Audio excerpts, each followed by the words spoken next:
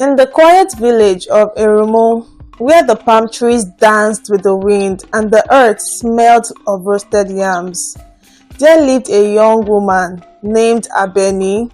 She was so beautiful that even the moon seemed to wait above her roof each night just to admire her face. Her skin glowed like polished mahogany. Her eyes were deep and bright like fresh water from the stream. And her smile? Oh, a smile could melt the anger in the heart of the angriest man. People came from far villages just to catch a glimpse of her during market days. Some even pretended to lose their way just so they could pass by her father's compound and accidentally see her. Elders said she was a gift from the gods. Young men said she was the one their hearts had been waiting for. But Abeni did not agree. Every time a suitor came, she laughed. One came with 5 goats and a basket of kola nuts. She laughed and said, "Only 5 goats? What am I supposed to do with that? Am I cheap?" Another came, the son of the village chief.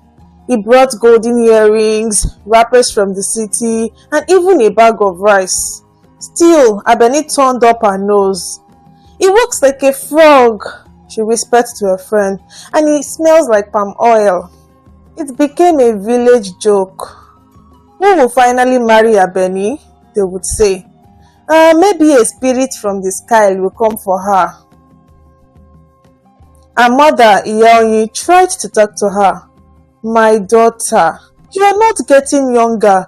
Look around. Your mates are carrying their children. Do you want to grow old in this compound?" But Abeni just smiled. "Mama, don't worry. I will marry when the right one comes. I deserve a king, not a farmer who smells like goats." Her father, Babaoyi, was a patient man, but even he was beginning to worry. One day he called her. "Abeni, I have always allowed you to choose. But now you are 27. That is not small. Suitors have stopped coming because you insult them. What do you want?" Abeni shrugged. "Let them keep coming. When the right one comes, I will know." Years passed. The river still flowed. The market still boomed. The palm trees still swayed. But Abeni was no longer the only beautiful girl in the village. A new generation of young girls had grown, tall, fine, full of joy. They sang during festivals, danced with energy, and smiled with open hearts. Abeni was still beautiful, yes, but now her beauty had changed. Her cheeks were not as round, her skin had lost its glow. The eyes that once sparkled now looked tired, like they had waited too long. Still, she believed. One day, she heard that the wealthy cocoa farmer had returned from Cotonou. He was looking for a wife. He was rich, handsome, and unmarried. Abeni smiled to herself. "Finally, the one I've been waiting for." She rubbed coconut oil on her skin. She plaited her hair in the old royal style. She wore the wrapper her uncle brought from Ghana 2 years ago. Then she walked past his compound, slowly, gracefully, as if by accident. He saw her, he nodded. She smiled. She thought it was a sign. But the next week, word spread. The cocoa farmer had chosen Tomi, a young girl from the other side of the village. She was 22, kind, respectful, and cheerful. Her beauty was quiet, but her heart was full. Abeni was shocked. "Tomi? That small girl who plays ten-ten in the backyard?" Her friend said, But she doesn't insult men and she has sense." Abeni stopped smiling. More time passed. She was now 31. Her younger sister had married.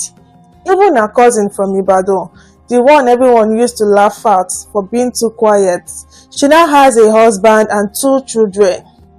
The compound was quieter. Her mother didn't talk as much anymore. Her father only sighed. Suitors had stopped coming completely.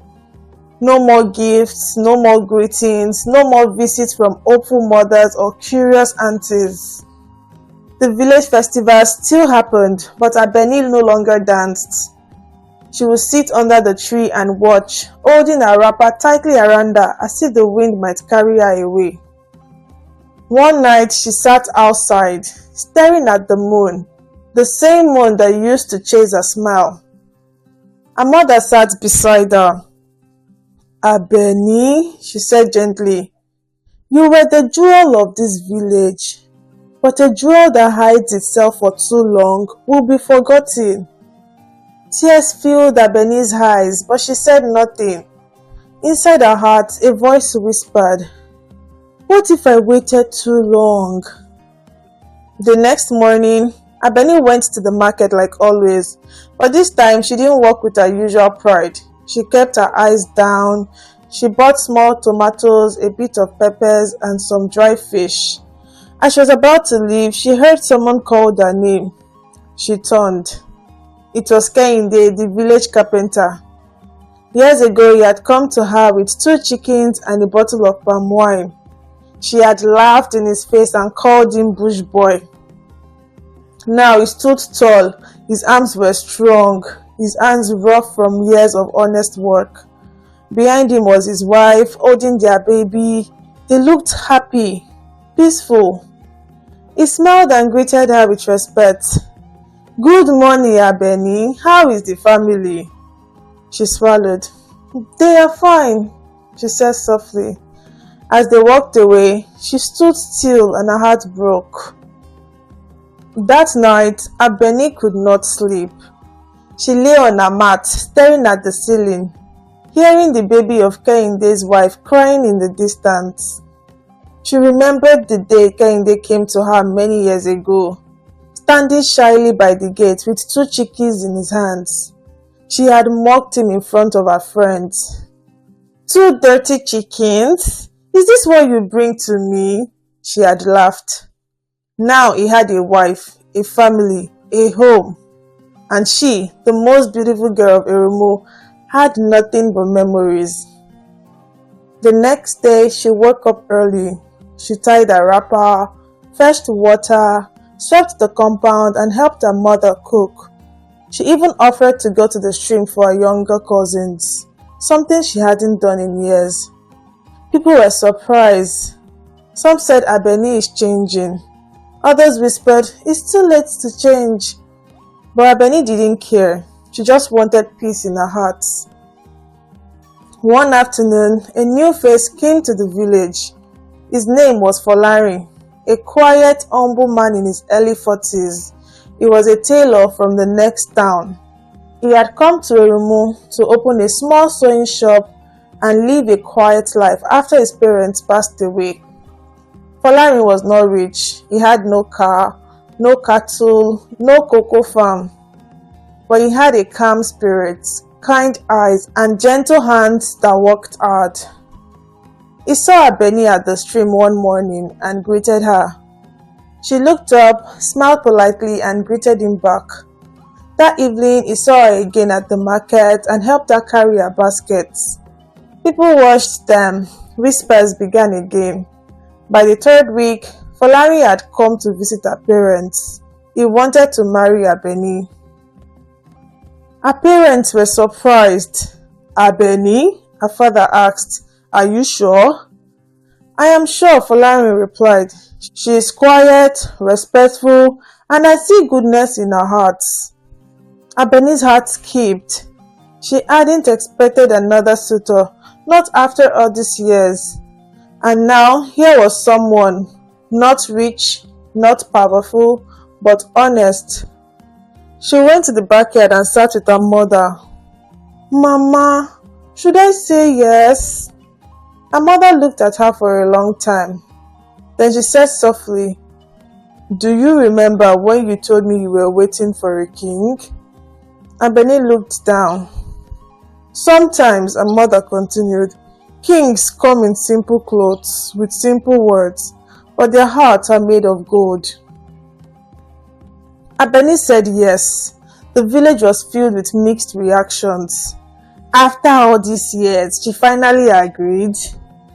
Well, at least she has found someone. They got married in a small ceremony.